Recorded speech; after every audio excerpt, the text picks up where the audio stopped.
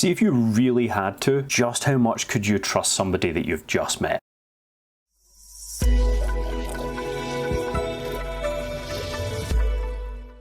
If you are new here, I like to cover those movies that get a little bit less talked about and less reviewed. Try and find a hidden gem for myself and also recommend to you guys. So please do hit subscribe, it really does help out the channel. But that being said, let's get on with the review. The Good Neighbour. The Scottish in me hates that there's not a U in that title. I'm just going to say this right out the gate. I had a really good time with The Good Neighbour. It's a very straightforward plot and it is executed so well. So we're really following two mains here. We're following Robert and David. So David is a journalist and he moves with the help of his boss to get a bit of a fresh start here. His boss sets him up with a kind of a house to stay in whilst an apartment's getting made, a car, everything he needs. Sounds like a really good boss, to be fair. And as per the title, his neighbour is Robert. We don't learn much about Robert and his backstory here. That's fine, we don't need it. So these two form a bit of a budding relationship. I mean, they're both guys out here on their own. You know, they help each other out a little bit at the start of the movie, and the natural progression of how their relationship goes is really believable, and I got behind it every step of the way. Now, once on a night out, they're driving home, they've had a couple too many drinks,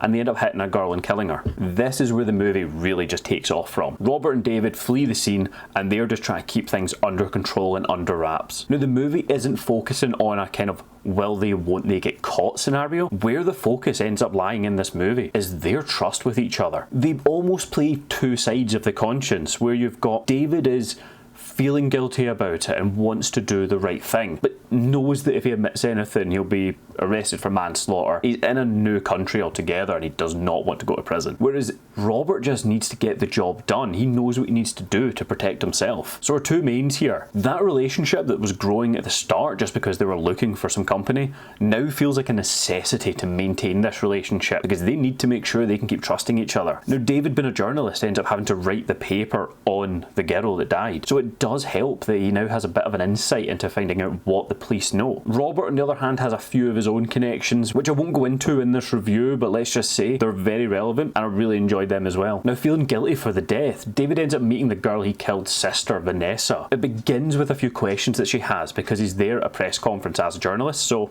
it makes sense that she speaks to him. But through his guilt, he wants to make sure that she's doing okay. Now, whilst their relationship is also starting to get together, Robert needs to get in the way of this because to him, Vanessa is just a risk. The film then just takes off in that trajectory of these two people butting heads. Now, they're each in it together, they can implicate each other. Who knows what other witnesses there are or what information comes out, and certainly the evidence. But it is seeing the cracks starting to form and feeling them separating from each other. Even though they go separate, they both still need to make sure they're doing the right thing. And it is really weird that it makes out Robert to be a little bit of a villain because he is the more methodical and logical minded of making sure everything is taken care of. So you kind of start to feel for David a little bit in this film. However, they both killed someone. David more so, he was behind the wheel. So it's interesting that the movie kind of does a flip and they both killed someone, but yet you feel that one of them is still the villain. The movie balances both perspectives though really well. You understand his guilt so much, whereas you fully respect Robert's attitude of just making sure that they protect themselves. I thought all the performances in here were really good, and especially from our three mains, David, Robert, and Vanessa. It was fantastic to see them, and they all had really, really good chemistry in this movie. I will say though, I don't think I've ever seen one before, and I don't think a movie will ever top a kayak chase quite like this movie. That shit was tense. The movie never strayed too far away to raise any questions either. Pacing here